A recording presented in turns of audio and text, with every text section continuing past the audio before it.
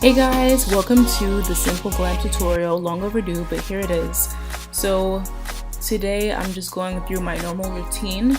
I'm starting off with my Anastasia Beverly Hills in dark brown. This is the Brow Wiz, and I'm just going in starting at the tail of my brows and working my way towards the center to create that tapered effect, starting with one eyebrow at a time and making sure to get that arch in place.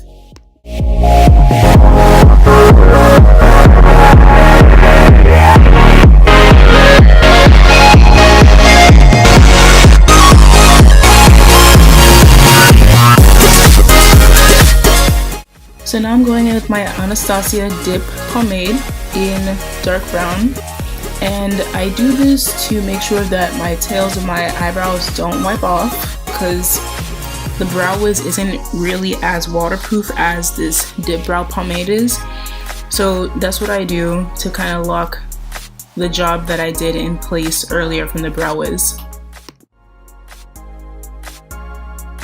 And I'm going back in with the Anastasia Brow Wiz to the front part of my eyebrows to create the tapered effect and kind of blend it in with the dip brow pomade.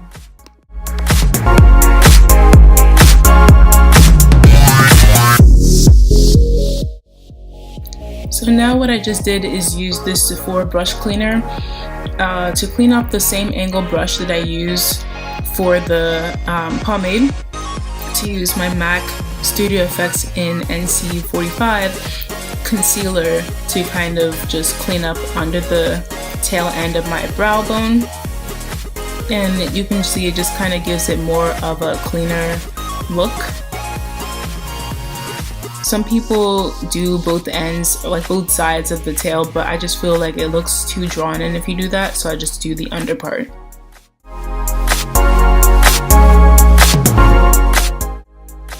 So I'm going to use my Farsali Rose Gold Elixir on my face. Before this I only had like some sunscreen on, and I just used that to moisturize my face and, you know, of course, protection from the sun.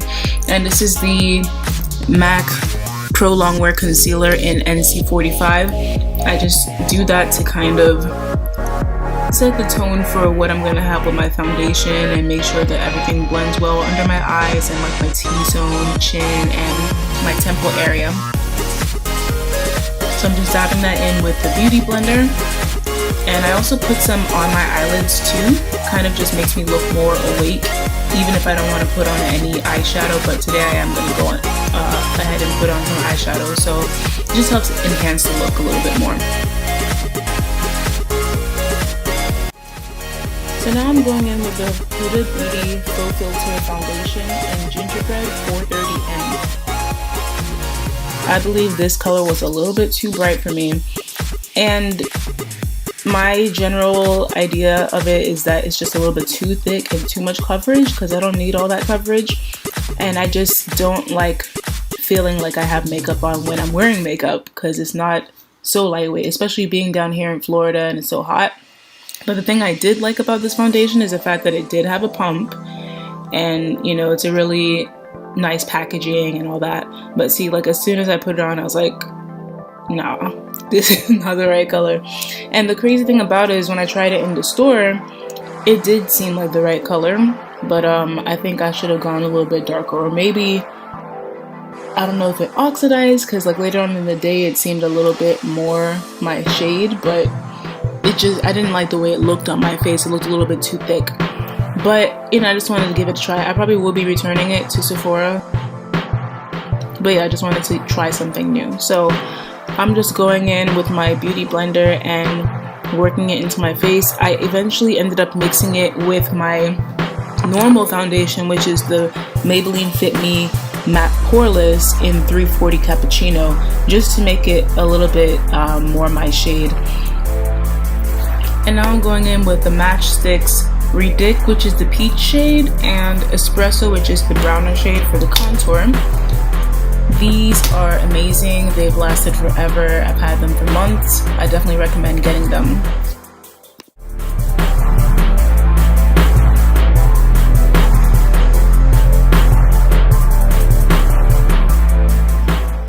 So this is a Morphe palette 350M. I absolutely love it.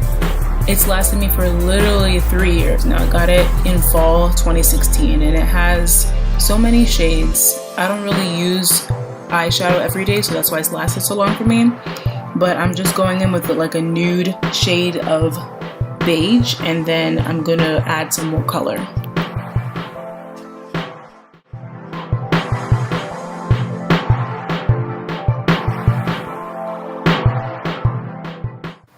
And now I'm going in with this kind of maroon pink shade on my lids. It's kind of glittery too, so I'm doing that mixed with a matte purplish shade because I kind of wanted to go a little bit with the lip that I'm going to use from Fenty, which I'll show you later on.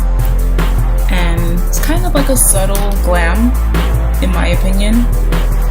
But also right here, I'm just blending it out with my Morphe brush. I'll put the details below and just trying to make sure everything is blended to perfection.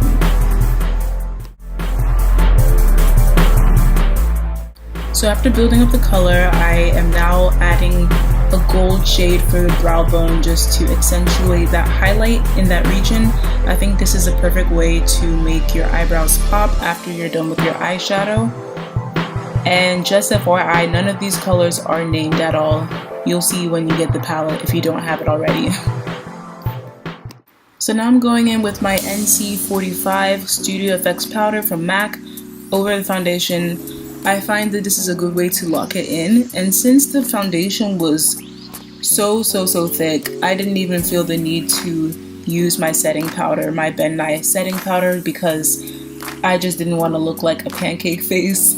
So I just used my regular MAC powder, and I'm going in with my Beauty Supply contour. It's a little bit lighter than the one that I get from Fenty Beauty. It's like a toffee color. And now I'm going in with my Black Radiance highlighter. This is a nice subtle glow if you don't want to shine too bright like using Trophy White from Fenty Beauty. This is nice for everyday use. So now I'm going in with my Too Faced Better Than Sex mascara. It's a volume mascara that I got for free, $99, because of my points, my BAB points from Sephora, and this is my first time using it actually. I really like it. I didn't feel the need to put on any lash extensions after putting on this mascara.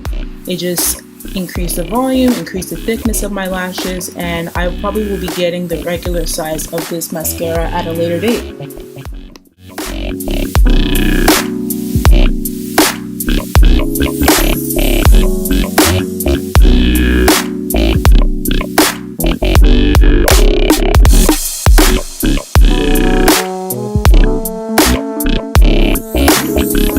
So now I'm going in with the Fenty Beauty Stunna Lip Paint in Uncuffed. This is one of the latest shades, and it's kind of a dusky rose shade that I think is great for everyday or even special occasion wear.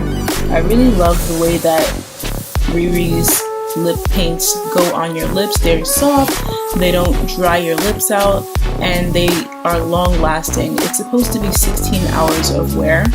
And even as I'm editing this video right now, I've eaten, I've had something to drink. This lip paint hasn't gone anywhere, so it's definitely worth your coins, honey.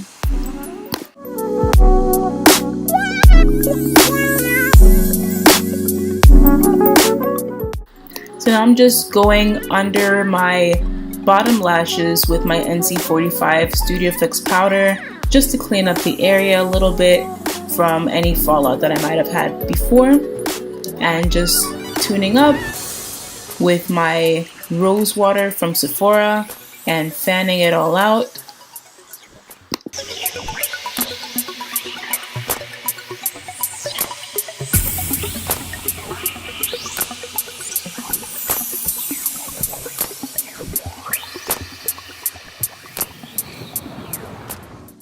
And there you have it. That's the final look.